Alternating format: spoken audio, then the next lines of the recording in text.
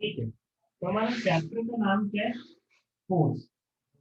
ठीक है, फोर्स के बारे में हम लोग को पता चलता है न्यूटन सेकेंड लॉ से, जब हमने पढ़ा कि कोई एक ऐसा एजेंट है जिस कारण से यदि किसी बॉडी पे एफर्ट लगाया जाए, वो अगर डिस्प्लेस होता है ना, मतलब हम फोर्स एक्ट कर रहे हैं। ठीक है, हमने न्यूटन सेकेंड लॉ से पढ़ा, हमने न्यूटन लॉ से बेसिकली हमने फोर्स के बारे में जाना। ठीक है, अब लेकिन हमारा जो चैप्टर स्टार्ट होता है और यहाँ पे हमारा पहला टॉपिक है वो क्या है? मोशन। ठीक है, नाम फोर्स है लेकिन हमारा पहला टॉपिक क्या है? मोशन और उसके काइंड। ठीक है, जो सबसे पहला फॉर्म ऑफ मोशन हमको देखना है वो क्या है? लीनियर या कि ट्रांसलेशनल मोशन भी कह सकते हैं। ठीक है, लीनियर मोशन में क्या कहना चाह रहा हूँ? मैं ये कहना चाह रहा हूँ कि यदि कोई भी ऑब्जेक्ट है, ठीक है, कुछ भी हो, उस पर यदि हम फोर्स एक्ट कर रहे हैं और बॉडी मूव कर रही है एक स्ट्रेट लाइन पे, ठीक है, body is moving in a straight line path, then the motion is said to be linear और ट्रांसलेटरी मोशन। ठीक है, यदि बॉडी मूव कर रही है स्ट्रेट लाइन पाथ, ऐसे मोशन को हम क्या कहेंगे? लीनियर या कि ट्रांसलेटरी मोशन। ठीक है, अब जो दूसरा काइंड ऑफ मोशन हमको देखना है वो कैसा है? Rotational motion. Rotational motion, rotational motion में क्या है कि देखो, मैं ये कहूंगा कि मेरी एक जो बॉडी है उसको मैंने एक एंड पे फिक्स कर दिया है। ठीक है, या कि मैंने उस बॉडी को पाइवोटेड कर दिया है। फिक्स को मैं ये कह रहा हूँ, एक एंड को पाइवोट कर दिया है बॉडी को। ठीक है, और मैं इस बॉडी पे फोर्स लगाता हूँ। ठीक है, अब अगर मैं इस बॉडी पे फोर्स लगाऊंगा तो ये बॉडी कैसे मूव करेगी? इसी फिक्स्ड एक्सिस के अलाउंग बॉडी मूव करेगी, और इसी मोशन को मैंने क्या नाम दिया? Rotational motion. ठीक है, ये चीज क्लियर हो गई है ना? इसको हम लीनियर या फिर ट्रांसलेटरी मोशन भी कहेंगे। ठीक है, इसको रोटेशनल मोशन कहेंगे। ठीक है, अब जो हमको नेक्स्ट टॉपिक इस चैप्टर में देखना है वो क्या है? टर्निंग इफेक्ट ऑफ फोर्स या फिर मोमेंट ऑफ फोर्स। ठीक है, क्या कह रहा हूं मैं? Turning effect of force,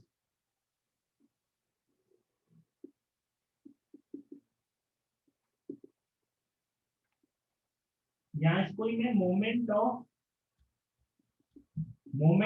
force. ठीक है, या इसको ही हम क्या कहते हैं? हम कहते हैं टॉर्क। ठीक है, आई बात समझ में? इसको हम क्या कहते हैं? टॉर्क। अब ये टॉर्क या ये कैसे फाइंड कर सकते हैं हम?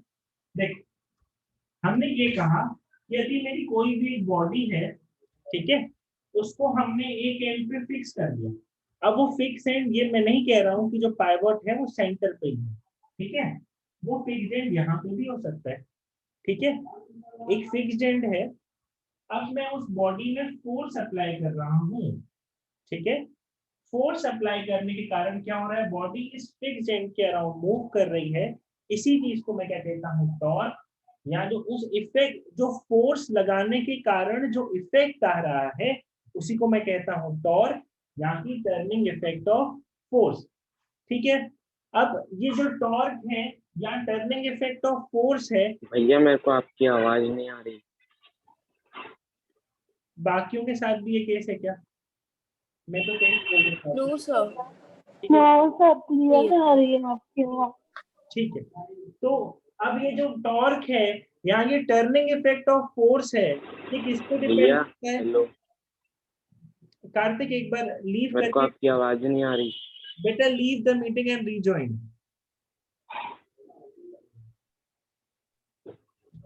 मीटिंग लीव करके ज्वाइन करो।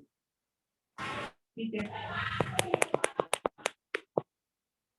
कोई उसको चैट में मैसेज कर दो कि लीव करके ज्वाइन कर दो। यस सर, मैंने मैसेज कर दिया है। ठीक है, तो अब इसी चीज को मैंने कहा टर्निंग इफेक्ट ऑफ फोर्स। अब ये टर्निंग इफेक्ट ऑफ फोर्स या की जो मोमेंट है, ठीक है, ये दो चीजों पे डिपेंड करता है। वो क्या दो चीजें हैं? पहली फोर्स। ठीक है, पहली फोर्स, कि फोर्स कितनी लग रही है। दूसरी चीज वो ये है कि इस फोर्स का जिस पॉइंट पे फोर्स एक्ट कर रही है उस पॉइंट से उस पाइवोटेड पॉइंट तक परपेंडिकुलर डिस्टेंस कितनी है। आया बात समझ में। मैं ये कह रहा हूँ कि जो मोमेंट है या टर्निंग इफेक्ट ऑफ फोर्स है वो दो चीज पे डिपेंड करता है। पहला वो फोर्स खुद, और दूसरा उस फोर्स का उस फिक्स्ड पॉइंट से कितनी दूर पे। ठीक है, आ रही है बात समझ में। Turning effect of Yes, sir. Force और torque depends on 2 points. First is the force acting, second is the perpendicular distance from pivot to the line of action of force।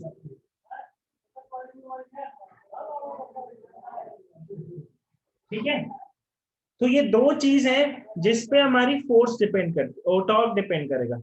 ठीक है, अब ये तो हमको पता पड़ गया कि किन दो चीजों पे डिपेंड करेगा।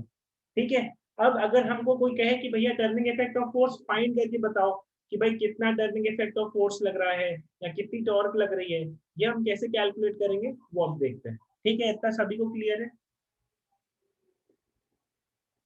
Yes, sir. ठीक है,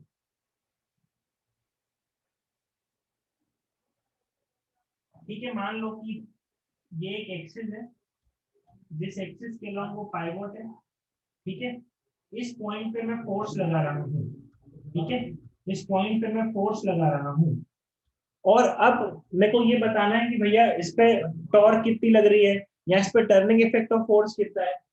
वो मैं कैसे बताऊंगा, वो क्या होता है, product of force into perpendicular distance between, product of force and perpendicular distance between force and the fixed axis.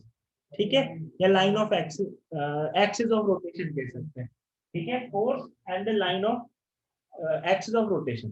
ठीक है, distance between force and axis of rotation। ठीक है, चलो भाई अब हम बात करते हैं इसकी एसआई यूनिट की, कि टॉर्क की यूनिट क्या होगी। जो फोर्स है, फोर्स यूनिट क्या होती है, न्यूटन। ठीक है, ये डिस्टेंस डी ले लेते हैं। इस डिस्टेंस डी की क्या होगी unit, metre. SI unit metre है। ठीक है, तो आपकी टॉर्क की यूनिट क्या हो जाएगी, न्यूटन मीटर। ठीक है, न्यूटन मीटर। अब ये हमारी क्या हुई, एसआई यूनिट हुई।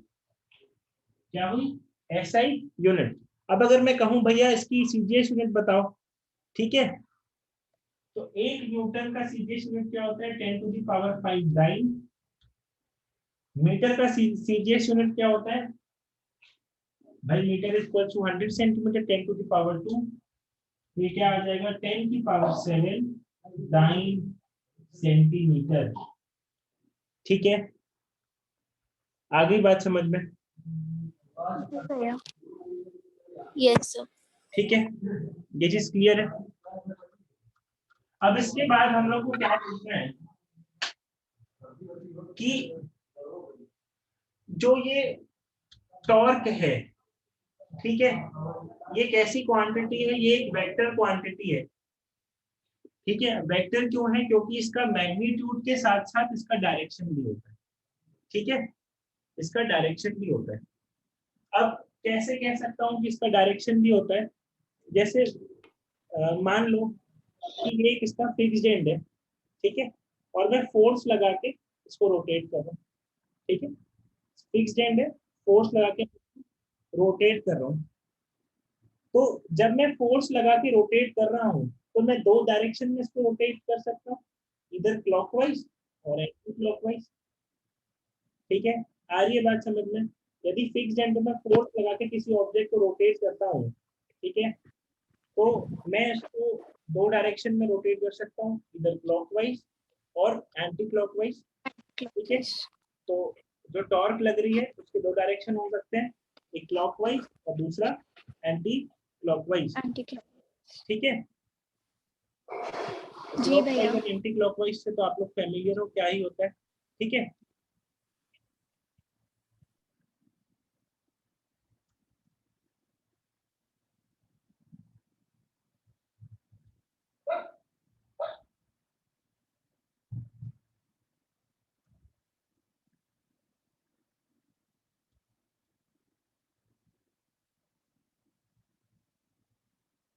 ठीक है, आप लोग क्लॉकवाइज और एंटी क्लॉकवाइज से आप लोग फेमिलियर हो। ठीक है, अब अगर मैं ये कहूँ कि मोमेंट हम कैसे पता करेंगे, क्लॉकवाइज लग रहा है एंटी क्लॉकवाइज लग रहा है, ठीक है, वो भी मैं आप लोग को बता दूं।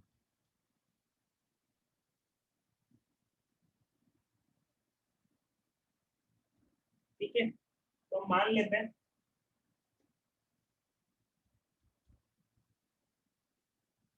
कि ये मेरा कोई ऑब्जेक्ट है। ठीक है, ये इसका वही पाइवोट है। ठीक है, अब मैं इस पर फोर्स लगा रहा हूँ।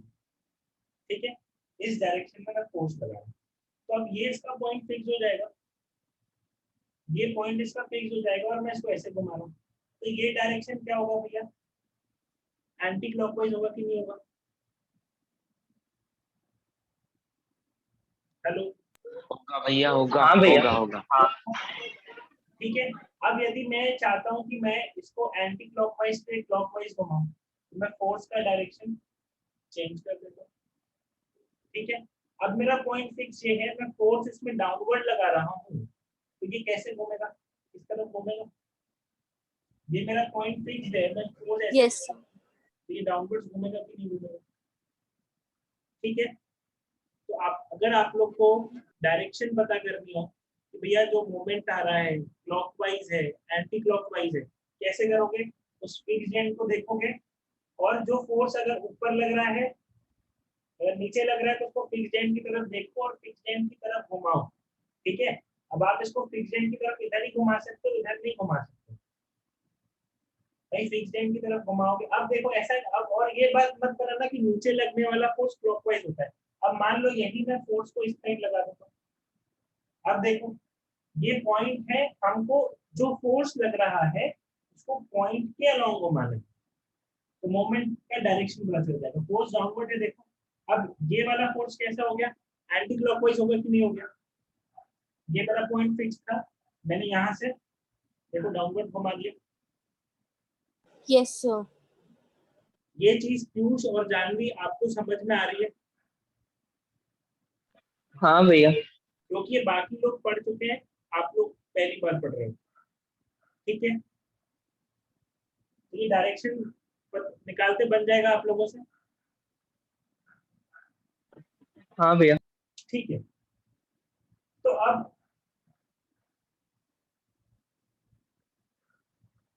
हमने इस टॉर्क को क्या कहा, हमने टॉर्क को कहा कि टर्निंग इफेक्ट ऑफ फोर्स होता है।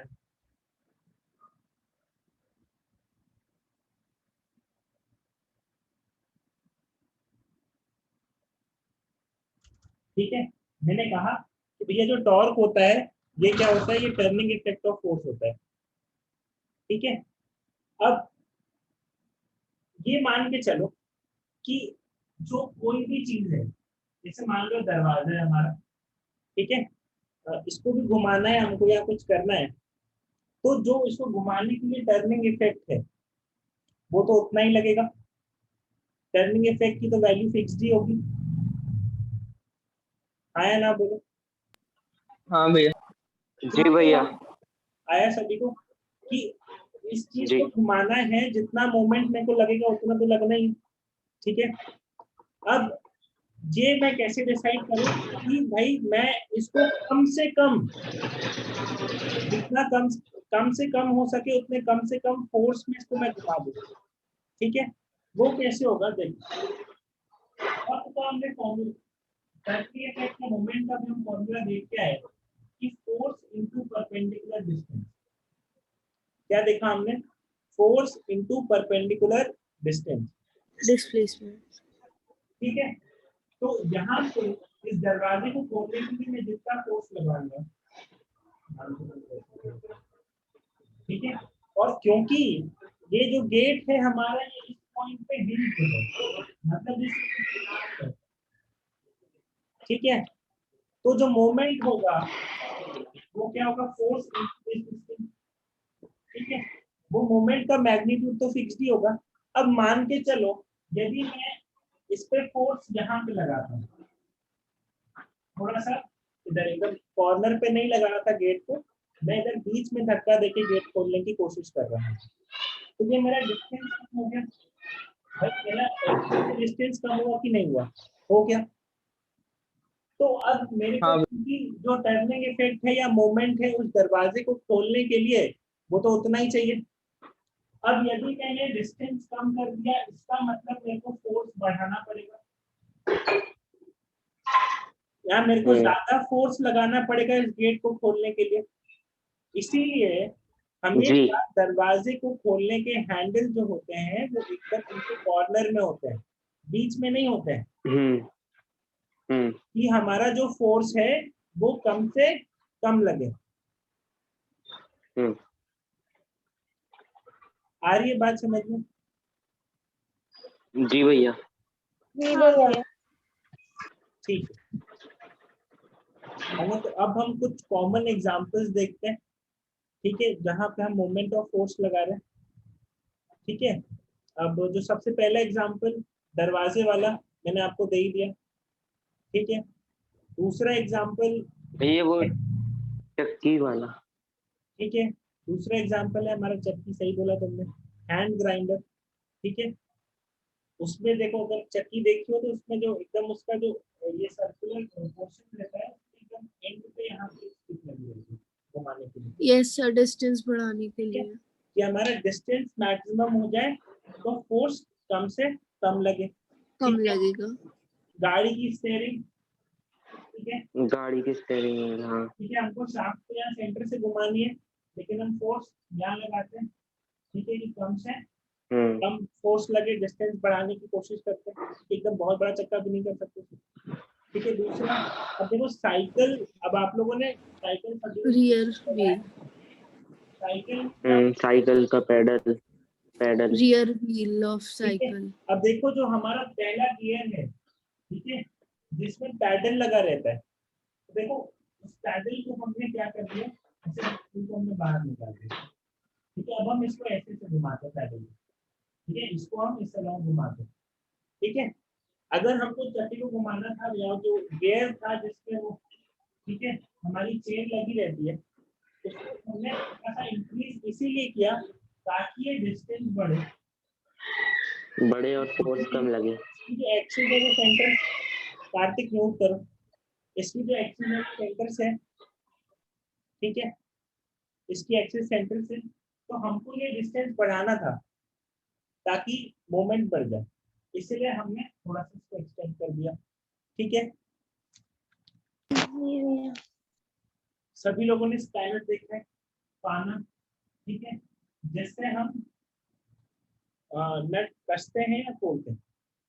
ठीक है, अब देखो उसको हमारा तो जो है ऐसा हेक्सागोनल होता है, ठीक है, इसको हम ऐसे हाथ से वैसे नहीं खोल सकते। हमने क्या करते थे, ऐसा स्कैनर लेते हैं, ठीक है, इस स्कैनर से उसको घुमाते हैं। ठीक है, क्या होता है उससे कि हमारा जो डिस्टेंस है वो बढ़ जाता है। ठीक है, जिससे कम फोर्स है हम उसको आराम से खोल सकते हैं। ठीक है, अगर आपने कभी देखा हो उधर बस स्टैंड तरफ ट्रकों के टायर चेंज करते रहते हैं लोग, तो उनका तो ये बहुत लंबा रहता है। ठीक है, जिस रॉड से वो लोग रोटेट करते हैं बहुत लंबी रॉड रहती है। ठीक है, देखा है किसी ने पंचर अंचर बनाते हुए या टायर चेंज करते हुए, हाँ हाँ भैया। है ना? तो वो क्यों रहता है, वो कारण ही यही है कि हमारा ये डिस्टेंस बढ़ जाए तो हमको कम फोर्स में काम हो जाए। ठीक है, आगे बात सभी को समझ में, सारे एग्जाम्पल रिलेट हो रहे हैं सभी को? जी। ठीक है, अब हम जो चीज देखने वाले हैं, इतना सभी को क्लियर है, मोमेंट है ना, मोशन। ठीक है, ज्यादा तेज तो नहीं हो रहा, यस सर। सभी को समझ में आ रहा है? हाँ भैया। Yes sir. ठीक है, जी भैया। उसके बाद जो हमारा टॉपिक है वो क्या है, कपल। ठीक है,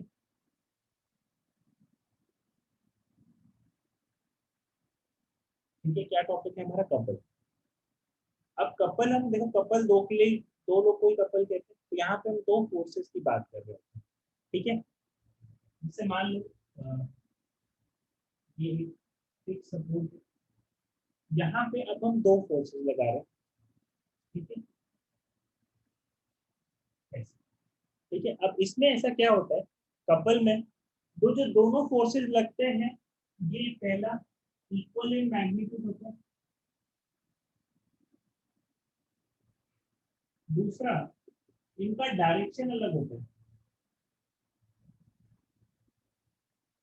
अब ये पॉइंट आप लोग को नोट करना है कि फोर्सेस का डायरेक्शन अलग होता है, मैंने ये कहा, ठीक है।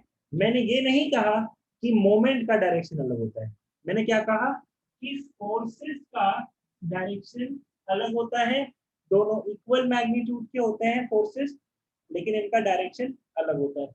फॉर एग्जांपल ये एक व्हील है, इस व्हील को हमको घुमाना है, ठीक है। मैं एक फोर्स डाउनवर्ड लगा रहा हूँ, एक फोर्स अपवर्ड लगा रहा हूँ। अब इसका एक बार हम मोमेंट देखते हैं, ठीक है। ये मेरा एक्सिस हो गया, ठीक है। इस फोर्स के कारण मोमेंट कैसा होगा, डाउनवर्ड्स या क्लॉकवाइज कहना चाहिए। अब देखो ये फोर्स है, ये पॉइंट है मेरा, ठीक है, और ये फोर्स है, ये इस तरफ लग रहा है, ये भी कैसा हो गया, मोमेंट क्लॉकवाइज हो गया कि नहीं हो गया, ये क्लॉकवाइज हुआ, ये भी क्लॉकवाइज हुआ कि नहीं हुआ, दूसरे फोर्स का है। आया सभी को? हुआ भैया हुआ। ठीक है। जी। तो मतलब फोर्सेस का डायरेक्शन भले अपोजिट है, लेकिन जो मोमेंट मिल रहा है दोनों का सम मिलेगा मेरे को। नेट मोमेंट क्या होगा, इस फोर्स के कारण भी जो मोमेंट लग रहा है, इस फोर्स के कारण भी जो मोमेंट लग रहा है, सम मिलेगा, ठीक है। अब बात करता हूँ कपल, ठीक है। कपल मैंने क्या कहा कि two equal forces, equal in magnitude but they are opposite in direction, they form a couple when act on a substance। तो अब इसका जो मोमेंट होता है, अब ये कपल कहाँ लगता है भैया, देखो हम बॉटल का कैप खोलते हैं, ठीक है। तो जब बॉटल का कैप खोलोगे तो आप देखोगे कि आप अपनी फिंगर से दो जगह फोर्स लगा रहे हो, एक जगह से आप दो फोर्सेस लगा रहे हो, ठीक है। दोनों इक्वल मैग्नीट्यूड के लेकिन डायरेक्शन अलग है। आप टैप खोलते हो तो टैप खोलने के लिए भी हम दो फोर्सेस लगाते हैं, ठीक है, दो forces, both are equal in magnitude. So हम कपल का यूज कहाँ करते हैं, जब हम दो फोर्सेस लगा रहे हैं, ठीक है। आई बात समझ में, चाबी खोलना है ये सब। अब इस कपल का हम मोमेंट फाइंड करते हैं, ठीक है। ये जो कपल है इसका मोमेंट कितना है, ठीक है। इस कपल के कारण कितना मोमेंट जनरेट हो रहा है या कितना टर्निंग इफेक्ट ऑफ फोर्स हो रहा है, ठीक है। तो मैं मानता हूँ कि ये जो है ये इस सेंटर से, यानी सेंटर एक्सिस पर हम इसको रोटेट करेंगे, ये डी डिस्टेंस है, यहाँ पे भी सेंटर से डी डिस्टेंस है, ठीक है। तो अब इस फोर्स के कारण कितना मोमेंट होगा, एफ डी, ठीक है। लेकिन इसका डायरेक्शन, अब मैं डायरेक्शन वाली बात करना चाहता हूँ, हम एंटी क्लॉकवाइज मोमेंट लेंगे, क्या लेंगे, पॉजिटिव, ठीक है, और क्लॉकवाइज मोमेंट को नेगेटिव लेंगे जब दोनों अलग अलग मोमेंट लग रही है, मतलब क्लॉकवाइज भी है क्वेश्चन में, एंटी क्लॉकवाइज मोमेंट भी है, ठीक है। लेकिन यहाँ पे हमको क्या दिख रहा है कि दोनों मोमेंट क्लॉकवाइज है, तो इसको भी मैं एफ डी कर देता हूँ, तो ये वाला मोमेंट भी कितना होगा, एफ इंटू डी। देखो दोनों का डायरेक्शन सेम है, ये देखो ये इस तरह लग रहा है, ये भी क्लॉकवाइज लग रहा है।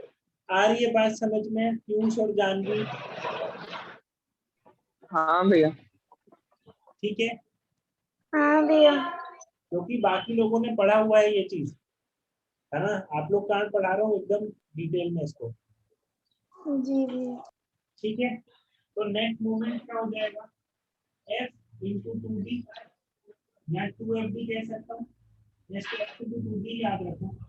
तो एफ इंटू टू डी से मैंने क्या कंक्लूड किया कि अगर मेरे को मोमेंट ऑफ कपल निकालना है तो मैं क्या कर सकता हूँ, magnitude of one force into distance between both the forces, ठीक है। आ रही है बात समझ में, मोमेंट ऑफ कपल निकालने के लिए क्या करेंगे, magnitude of one force into distance between both the forces. सभी को क्लियर है? आया ना जी आपको भैया। clear? हाँ भैया। ठीक है ना? तो मोमेंट ऑफ कपल तक आ गया समझ में। और इसका देखो नेट मोमेंट क्या है? Yes, sir. जहां भी मोमेंट लिखो न्यूटन मीटर के साथ यूनिट के साथ उसका डायरेक्शन भी मेंशन करना है, क्लॉकवाइज है एंटी क्लॉकवाइज है, ठीक है? ये भी ये इम्पोर्टेंट Yes, यहाँ पे sir. 2f into 2d होना चाहिए, जैसे कि f into 2d होता है। अरे वो वही चीज है, अभी देखो 2FD है, क्या है ये 2FD, तो मैंने इसको मल्टीप्लाई है ना, f into 2D लिख दिया। FD प्लस ओके FD भैया। कितना होगा? 2FD होगा। तो मैंने इसको क्या लिख दिया? F into 2D। ठीक है भैया, ओके बढ़े आगे। भैया भैया हम्म, भैया बोलो ना। अगर डायरेक्शन नहीं लगाएं और अगर डायरेक्शन नहीं लगाएं और प्लस या फिर माइनस लगाएं तो भी चलेगा, लेकिन मेरे हिसाब से अगर आपका आंसर माइनस में आ रहा है तो आप डायरेक्शन नोट कर दो तो ज्यादा बढ़िया। ठीक है, जब आप सम सॉल्व, मैंने क्या कहा, जब आप आखिरी में आंसर लिखो तो डायरेक्शन भी लिखो, प्लस माइनस के साथ मत करो। जी ठीक है, आप जब कैलकुलेट जी कर रहे हो तो उस समय लिखो। ठीक है, यहाँ पे एक ऐसे ऊपर न्यूमेरिकल करने के समय ये लिख सकते हो कि इसे क्लॉकवाइज मूवमेंट नहीं है। तो ये सब लेकिन हम लोग कॉलेज में करते थे, आप लोग अभी वो सब मत करना। हम लोग ऐसे लिख दिया करते क्लॉकवाइज मूवमेंट नेगेटिव है या क्लॉकवाइज हम पॉजिटिव ले रहे हैं। ठीक है, तो आप लोग अब हम आगे बढ़ते हैं। ठीक है, इक्विलिब्रियम ऑफ बॉडीज। ठीक है, ये आज का लास्ट टॉपिक है जो हम पढ़ेंगे। ठीक है, और उसके बाद हम अगला जो सेशन अभी होगा उसमें हम न्यूमेरिकल्स जितना भी आज का पढ़ा है उसके पूरे न्यूमेरिकल्स करने वाले हैं। ठीक है, तो आज हमारा जो टारगेट है वो ये है कि पहले ये थ्योरी खत्म हो ही जाएगी भी 5-10 मिनट में। उसके बाद एक्सरसाइज 1A कंप्लीट करनी है। एक्सरसाइज 1B और 1C का थ्योरी और न्यूमेरिकल हम कल करेंगे। ठीक है, उसमें मेरे ख्याल से कोई थ्योरी वोरी इतना है नहीं और न्यूमेरिकल इतना नहीं है, और परसों आपका टेस्ट रहेगा इसका। ठीक है, Yes, sir.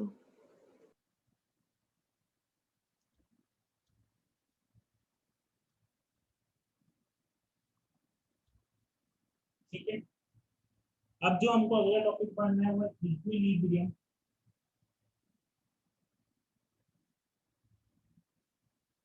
Equilibrium of forces. ठीक है, यहाँ पे हम दो इक्विलिब्रियम देखेंगे। पहला हमारा जो इक्विलिब्रियम है वो स्टैटिक इक्विलिब्रियम है। ठीक है, स्टैटिक, जो वर्ड स्टैटिक है ये हमको बताता है कि ऑब्जेक्ट जो है रेस्ट पे है, वो मोशन पे नहीं। ठीक है, अब लेकिन अब जब मैं बात करूँ इक्विलिब्रियम ऑफ फोर्सेस की, तो मैं ये कह रहा हूँ कि अभी कोई ऑब्जेक्ट है उस पे n नंबर ऑफ फोर्सेस लग रहे हैं। ठीक है, लेकिन क्या है, ये बॉडी जो है ये अपनी पोजीशन नहीं चेंज कर रही है, ये बॉडी अपनी उसी पोजीशन पे, और जो सम ऑफ ऑल फोर्सेस है, sum of all forces is zero. ठीक है, जब मैं बात करूंगा स्टैटिक इक्विलिब्रियम की तो मैं ये क्या कहूंगा स्टैटिक इक्विलिब्रियम में, कि the sum of all forces is zero. ठीक है, इक्विलिब्रियम Yes, मतलब sir. क्या, नेट फोर्स जीरो है। ठीक है, जब मैं स्टैटिक इक्विलिब्रियम की बात करूंगा तो उसमें मैं क्या कहूंगा, sum of all forces is zero. Key point static equilibrium के लिए क्या है, कि द नेट फोर्सेस या the net force acting on the body is zero, या sum of all forces is zero. ठीक है, 0. आगे बात समझ में। देखो स्टैटिक इक्विलिब्रियम का हमको कहाँ मिलेगा, बीम बैलेंस के बारे में कहेगा कि स्टैटिक इक्विलिब्रियम है। ठीक है, वो सब छोड़ो, अब इसमें बुक रीडिंग करते हैं हम। अब जो दूसरा टॉपिक है वो क्या है, डायनेमिक इक्विलिब्रियम।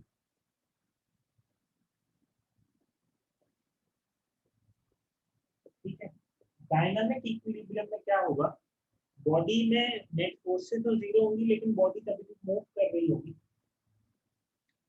ठीक है।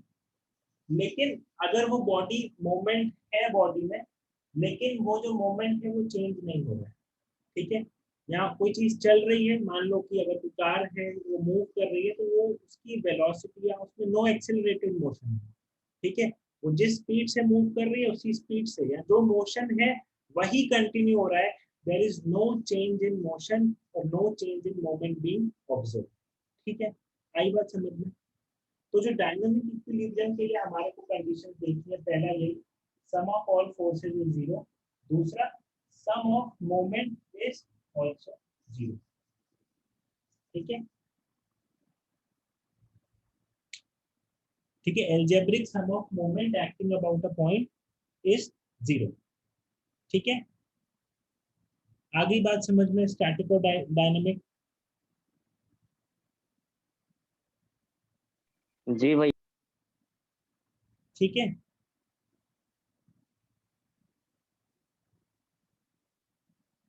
चलो जी जी जी। अब Yes, sir. आखिरी चीज जो हमको आज के सेशन में पढ़नी है वो क्या है, principle of moments.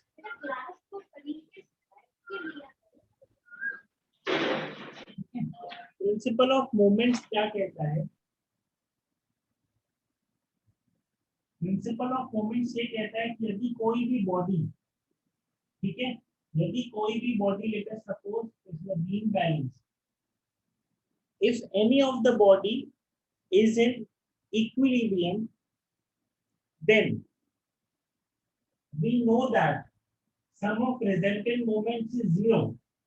But what we could conclude from this is that sum of clockwise movement is equal to sum of anti-clockwise movement. ठीक है, प्रिंसिपल ऑफ मोमेंट्स हमको क्या कहता है, प्रिंसिपल ऑफ मोमेंट हमको ये बताता है कि in case of equilibrium the sum of clockwise moment is equal to sum of anti clockwise. Anti-clockwise movement. और ये बहुत बड़ा स्टार पॉइंट है, ठीक है। जितने क्वेश्चन हम करेंगे 90% क्वेश्चन इसी फंडे से हम करने वाले हैं। यहाँ ये लगाएंगे net moment is equal to zero, यहाँ हम ये लगा देंगे कि sum of clockwise moment is equal to sum of anti clockwise moments, ठीक है। इस सेशन में हमने जो भी पढ़ा, किसी कोई डाउट है क्या? इन चीजों के हम प्रैक्टिकल एप्लीकेशन न्यूमेरिकल करने वाले हैं, आपको और अच्छे से समझ में आएगी, ठीक है। लेकिन ये पूरी जितनी थी, जितना हमने पढ़ा, ये थ्योरी सेक्शन था, ठीक है, इस पूरे पार्ट का। अभी आप लोग ये मीटिंग एंड करूंगा, ठीक है, आप लोग अभी रिजॉइन करेंगे, तो उस पार्ट में हम क्या देखने वाले हैं, हम न्यूमेरिकल देखेंगे, ठीक है। इस सेक्शन के जो जितने भी न्यूमेरिकल्स हैं उस पार्ट में देखने वाले, ठीक है। तो मैं ये सेशन ये एंड कर रहा हूँ, आप लोग फिर से रिजॉइन करें।